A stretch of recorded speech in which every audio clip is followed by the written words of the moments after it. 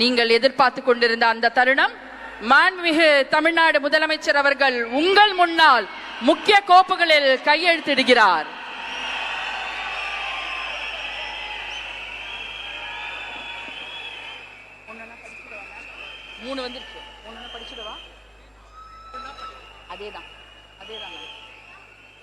மாண்புமிகு தமிழ்நாடு முதலமைச்சர் அவர்கள் 2 மாதங்களுக்கு 500 யூனிட் வரை பயன்படுத்தும் வீட்டு மின் நுகர்வோர்களுக்கு 2 மாதங்களுக்கு 200 யூனிட்கள் கட்டணமில்லா மின்சாரம் வழங்கும் ஆணையிட்டுள்ளார்.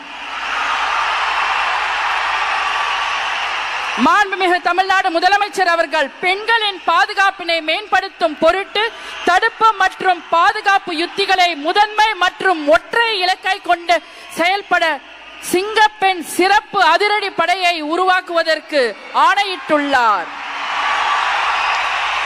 தமிழ்நாட்டில் போதைப் பொருட்கள் தொடர்பான குற்றங்களை கண்டுபிடித்து கடுமையான நடவடிக்கைகளை எடுக்கும் பொருட்டு அனைத்து மாநகரம் மற்றும் மாவட்டங்களில் போதைப் பொருட்கள் தடுப்பு படை அலகுகளை உருவாக்குவதை குறித்து ஆணையிட்டுள்ளார் மாண்புமிகு தமிழ்நாடு முதலமைச்சர் அவர்கள்.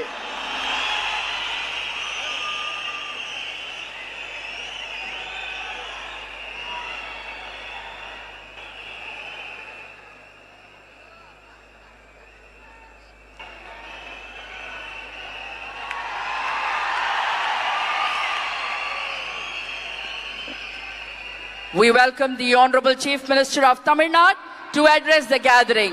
மாண்புமிகு தமிழ்நாடு முதலமைச்சர் அவர்கள் உங்கள் முன்னால் உரையாற்றுவார்.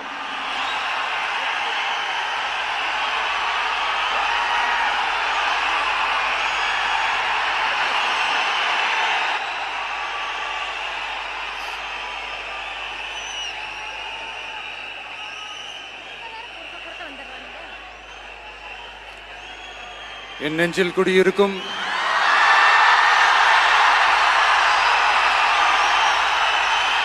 உங்கள் அனைவருக்கும் என்னுடைய வணக்கம். வணக்கம் வணக்கம்.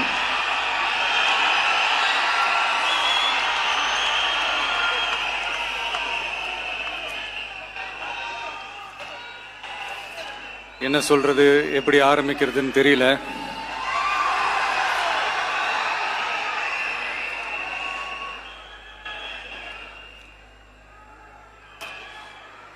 சினிமாவில் எப்படியாவது கஷ்டப்பட்டு வெற்றி அடையணும்னு இருந்த ஒரு சாதாரண அசிஸ்டன்ட் டைரக்டருக்கு பிறந்த ஒரு பிள்ளையா எனக்கும் வாழ்க்கையில் வறுமைனா என்னன்னு எனக்கு நல்லாவே தெரியும், பசினா என்னன்னு எனக்கு நல்லாவே தெரியும்.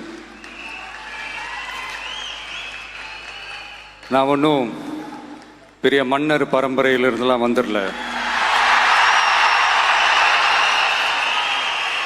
உங்களை மாதிரி தான், உங்களில் ஒருத்த மாதிரி தான், உங்க குடும்பத்தில் ஒருத்த மாதிரி தான், உங்க புள்ள மாதிரி தான், உங்க மகன் மாதிரி தான், உங்க அண்ணன் மாதிரி தான், உங்க தம்பி மாதிரி தான்.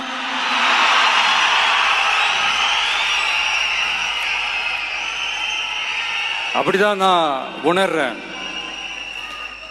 நீங்களும் என்ன அப்படி நினைச்சதுனால தான் சினிமாவில் எனக்கு ஒரு மிகப்பெரிய ஒரு இடத்த ஒன்று கொடுத்தீங்க.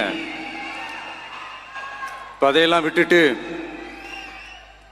உங்களுக்காக நன்றி கடன் செலுத்துறதுக்காக அரசியலுக்கு வந்த உங்க விஜய, இந்த விஜய, நீ வா விஜய், நாங்களா இருக்கோம், பாத்துக்கிறோம். விஜய் தம்பி நீ வா, நாங்க இருக்கோம். விஜய் தம்பி நீ வா, நாங்க இருக்கோம். அண்ணா நீ வாடா, நாங்களா இருக்கோம். நண்பா நீ வா, நண்பா நாங்களா இருக்கோம் சொல்லி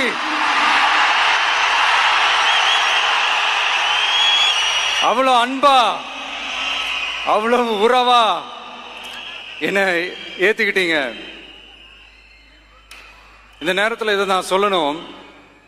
இந்த டிராவல்ல, இந்த ப்ராசஸ்ல எனக்கு எவ்வளவோ கஷ்டங்கள், எனக்கு எவ்வளவோ இந்த அவமானப்படுத்தினதெல்லாம் ஒரு பக்கம் இருந்தாலும், எனக்காக கூட நின்ன உங்களுக்கும் அதே மாதிரி கஷ்டங்கள், அதே மாதிரி அவமானங்கள், அதையெல்லாம் நீங்க பெருசா எடுத்துக்காம, அதையெல்லாம் நீங்க பொருட்டாவே எடுத்துக்காம, என்னோட வலிகளை, என்னோட வேதனைகளை உங்களோட தான் நினைச்சு என் கூடவே நின்னு இன்னைக்கு சி ஜோசப் விஜய் எனும் நான்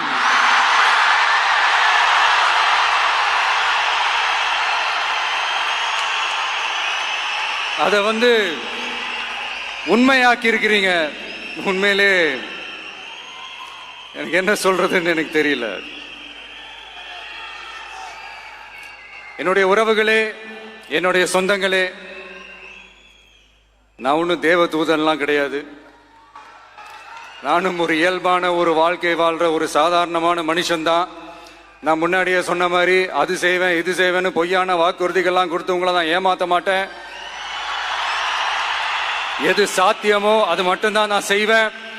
இம்மிடியட்டா உங்க மனசுல ஒரு கேள்வி ஒண்ணு வரலாம், அப்ப சாத்தியம் இல்லாததை செய்ய மாட்டாங்களா, செய்ய முடியாதா அப்படின்ற ஒரு கேள்வி ஒண்ணு வரலாம். இத்தனை கோடி மக்கள் என் கூட இருக்கும் போது எது வந்தாலும் பாத்துக்கலாம், என்ன வந்தாலும் பாத்துக்கலாம் அப்படின்ற அந்த கான்பிடன்ஸ் என் மனசுல இருக்கு.